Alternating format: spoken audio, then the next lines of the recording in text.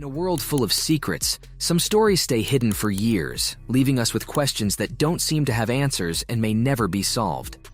One such story is about a boy, Julian Hernandez, who remained missing for about 13 years and left the whole town full of questions and sadness. Julian Tiberius Hernandez, who was 5 years old, disappeared on August 2002 from his home in the Vestavia Park Apartments in Birmingham, Alabama. Julian's father, Bobby Hernandez, went to the house where Julian and his mother lived in Vestavia Hills. Since Julian's parents were never married, there was a custody battle between his parents. Julian's mother, whose name is still unknown, asked Hernandez to look after their son for a short time. But when she got back, she found something that broke her heart. Julian and Hernandez were both gone, leaving only a note that said Hernandez had taken Julian away. On August 28, 2002, Julian's mother tried one last time to find him by making a missing persons report with the local police. After that, they didn't stop looking for the lost child for more than a decade, and they did so constantly. The police had been following up on several different leads and suggestions for a long time, but they still hadn't found what they were looking for. 13 years after Julian went missing, the FBI's Cleveland, Ohio division received a key piece of evidence that changed everything about this strange case. The FBI received a tip on the 30th of October 2015 that this teenager may be the long-missing child who disappeared in 2022. The now 18-year-old teenager was having problems enrolling in universities. Julian was having issues with his social security number as he applied to universities and approached a school counselor for help. The counselor realized he was listed as a missing child by the National Center for Missing and Exploited Children. The agency worked with Alabama police and the National Center for Missing and Exploited Children to confirm the boy's identity. People thought that the Alabama teen who went missing was a local kid from this area.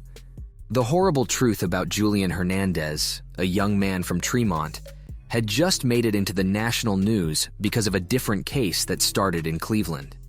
It had been 13 years since his father, Bobby Hernandez, had taken him away from Alabama, given him a new name, and given him a new life.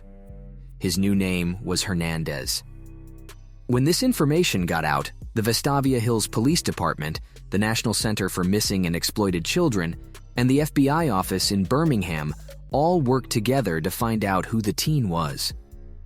The good news that the missing person had been found and was safe and sound came when Julian Hernandez was named as the person who had gone missing. Julian didn't know that he was missing or that his whole life was built on lies, even though he was living with his father, stepmother, and stepsister at the time.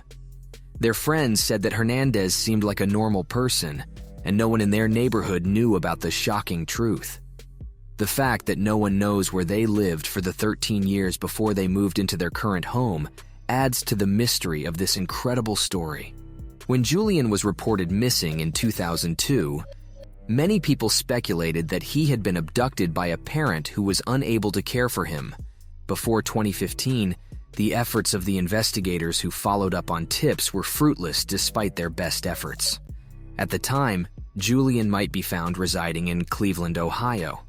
When Julian attempted to enroll in college under a new identity, the mystery was finally explained.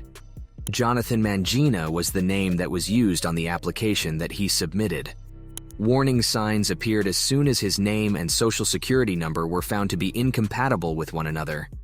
He was able to uncover the truth with the assistance of a school psychologist, which was that he was included in the database maintained by the National Center for Missing and Exploited Children. Julian had no clue who his mother was and had no memory of his life before he was removed from him. In addition to this, he had no recollection of the events that transpired before his capture. Despite this, he was completely forthright with the authorities and provided them with all of the information that they needed to determine his true identity. When Julian's mother found out that her son had gotten better, she told everyone how grateful and happy she was. Julian's mother never gave up on a good result and never stopped looking for her son over the years. The case was finally brought before a judge. Julian and his mother's reunion was an emotional one. During a very moving moment in the courtroom, Julian Hernandez spoke to the judge. He talked about the special relationship he has with his father and how much his father helped him get where he is today. Julian was able to forgive his father for what he had done to him, and he told his father how hard it had been for him to grow up without his mother, and how taking away his father would only compound that pain. Bobby Hernandez cried as Julian spoke. He was in jail and had orange handcuffs on. A judge's order not to talk to each other kept the father and son apart. Hernandez, who was having a hard time keeping his feelings in check, took full responsibility for what he did and apologized to both his son and the teen's mother. During the hearing, Bobby's fiancée, Marcelina Biglangawa, and two neighbors spoke up in his defense. They said he was a loving father who had always helped and led Julian, an honor student who loved martial arts. Julian's mother, who had spent years going through pain and not knowing where her son was also at the sentence. She sat in silence and thought about the hard journey they had both been on. In court, Julian's maternal grandparents talked about how hard they worked to find hints all over the South while still keeping a Christmas tradition for their lost grandson. They said that the holiday was very important to them. People said that Hernandez was a mean, angry, and controlling person who had taken Julian hostage to get back at his mother for leaving. They were looking for a line that showed how much pain they had been through. The lawyer said that Hernandez was a con man who had gone to great lengths to trick everyone around him and keep Julian from going to live with his family in Alabama.